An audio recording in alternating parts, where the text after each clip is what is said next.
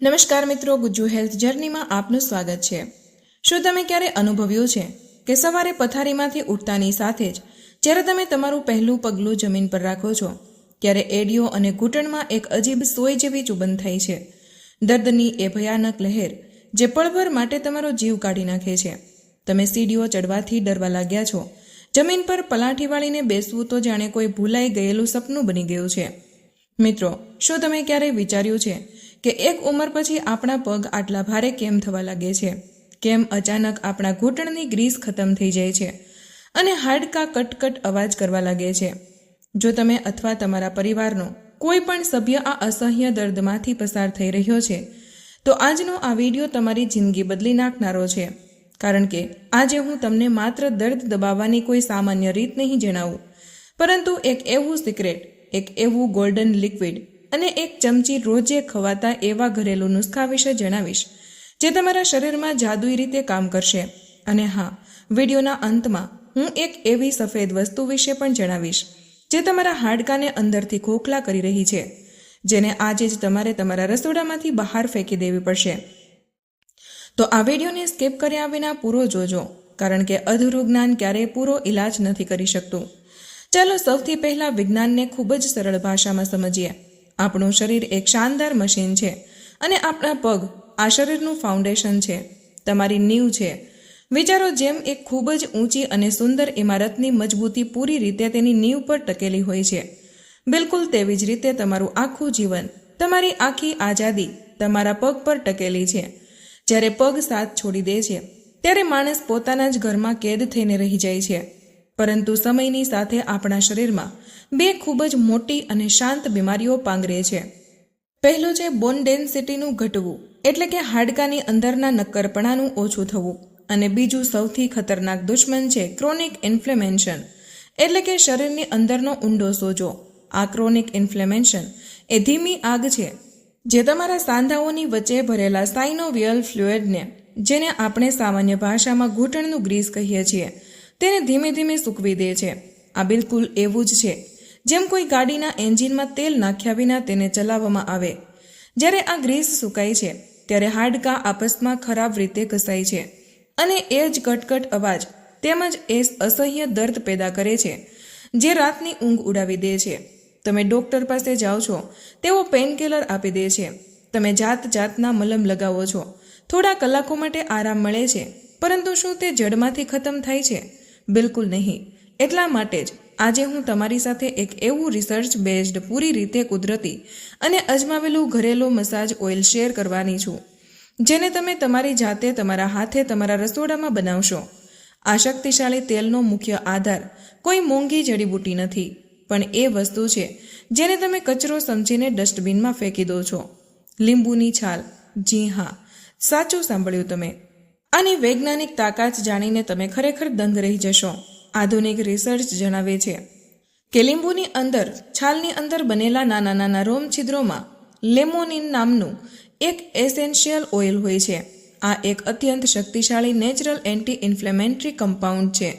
જ્યારે આ તમારી ત્વચા પર લાગે છે ત્યારે તે સાંધાઓની અંદરના એ ઊંડા સોજાને સ્પોન્જની જેમ શોષી લે છે, જે તમારા દર્દનું અસલી કારણ છે। આ સિવાય તેમાં ફ્લેવોનાઇડ્સ અને હાઈ વિટામિન સી હોય છે।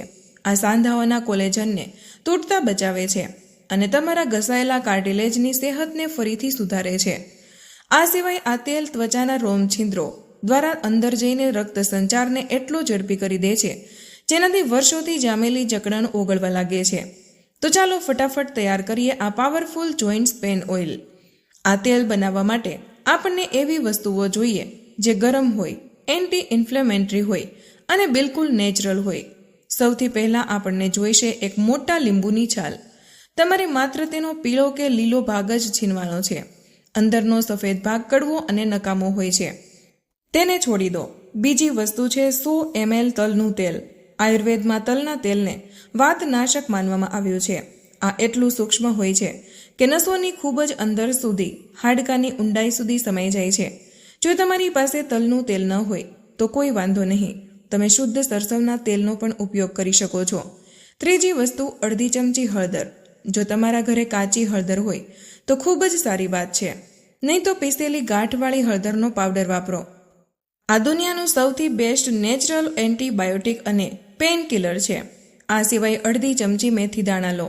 આ સાંધાઓના લ્યુબ્રિકેન્ટ એટલે કે ગ્રીસને ફરીથી બનાવવાનું કામ કરે છે. પછી જોઈએ અડધી ચમચી અજમો. આ તમારા સાંધાઓને ઊંડી ગરમાટો આપીને વાત દોષને હંમેશા માટે શાંત કરે છે. 3 થી 4 લવિંગ લો. જે હાડકાની અંદર સુધી વસેલા એ ઊંડા દર્દોને ખેંચી કાઢે છે. અને છેલ્લે 2 થી 3 ટુકડા ભીમસેની કપૂરના જોઈએ. આ તેલની શોષવાની શક્તિને કેટલાય ગણી વધારી દે છે અને લગાડવાની સાથે જ એક જાદુઈ ઠંડક આપે છે. હવે આને તૈયાર કેવી રીતે કરવું? ખૂબ જ ધ્યાનથી સાંભળજો. એક લોખંડની અથવા તો સ્ટીલની કડાઈ લો. એલ્યુમિનિયમનું વાસણ બિલકુલ વાપરશો નહીં. કડાઈમાં તલનું તેલ નાખો અને ગેસની આંચ બિલકુલ ધીમી રાખો. હવે તેમાં છીણેલું લીંબુની છાલ, હળદર, મેથી, અજમો અને લવિંગ નાખી દો. આને ધીમી આંચ પર ત્યાં સુધી પકાવો જ્યાં સુધી લીંબુની છાલ હલકી ભૂરી કે કાળી ન થવા લાગે.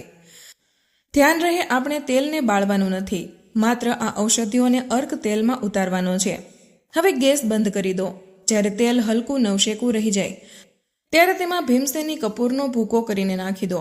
યાદ રાખો, કપૂરને ક્યારેય પણ ઉકળતા તેલમાં કે સળગતી આંચ પર ન નાખવું જોઈએ, નહીંતર તે ઉડી જશે. જ્યારે તેલ પૂરી રીતે ઠંડુ થઈ જાય ત્યારે તેને ગાળીને એક કાચની શીશીમાં ભરી દો.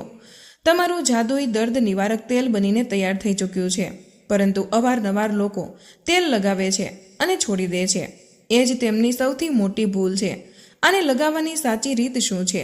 સૌથી પહેલાં એક ગરમ પાણીની થેલી અથવા હીટિંગ પેડથી તે દર્દવાળી જગ્યાની 5 મિનિટ સુધી સારી રીતે શેક કરો.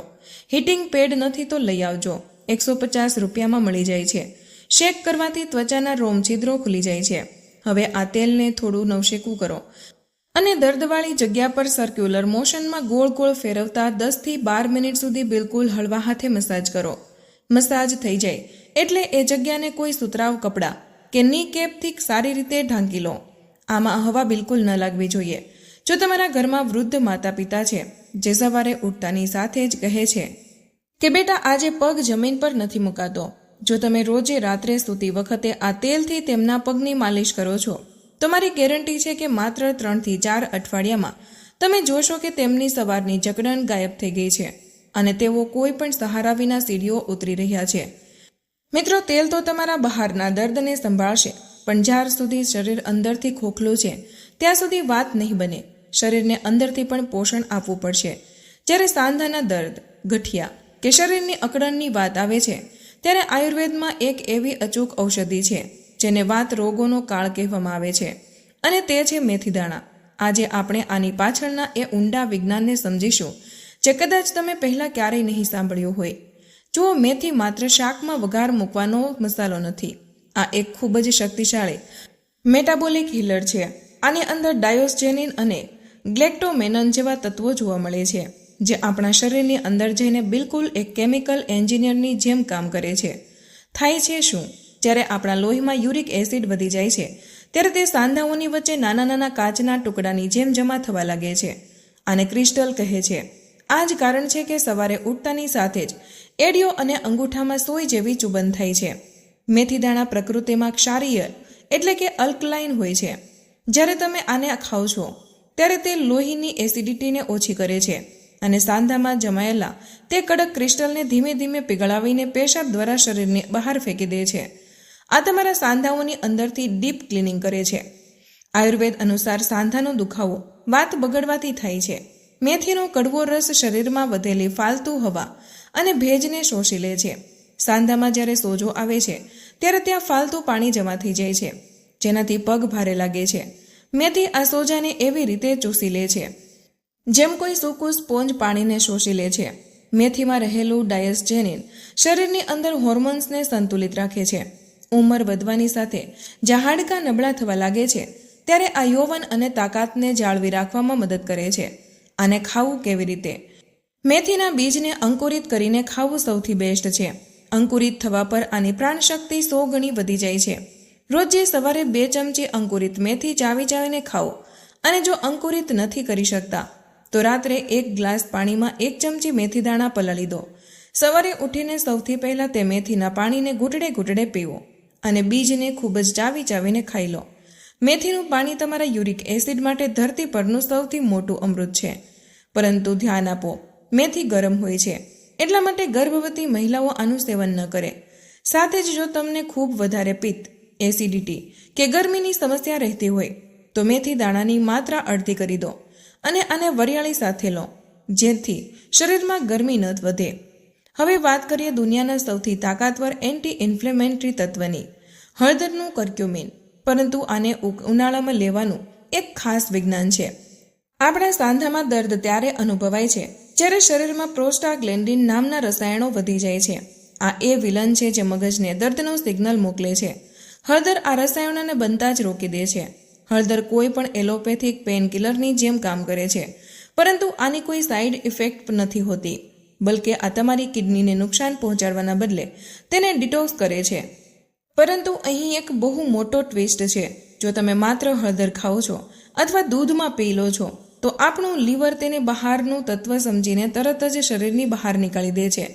તે તમારા લોહી સુધી પહોંચી જ નથી શકતી. અને લોહીમાં પહોંચાડવા માટે આપણને જોઈએ કાળા મરી. કાળા મરીમાં પાઇપરીન હોય છે. આ લીવરની એ રોકવાવાળી પ્રક્રિયાને થોડીવાર માટે સોવડાવી દે છે, જેથી હળદરનું કર્ક્યુમિન તમારા લોહીમાં 2000% વધારે શોષાઈ જાય છે.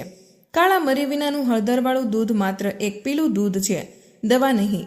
તો જ્યારે પણ હળદરનો ઉપયોગ કરો તેમાં કાળા મરી જરૂર નાખો. હવે કારણ કે હળદર અને કાળા મરી બંને ગરમ હોય છે તો અહીં જ કામ આવે છે વરિયાળી. વરિયાળી તાસીરમાં ઠંડી હોય છે.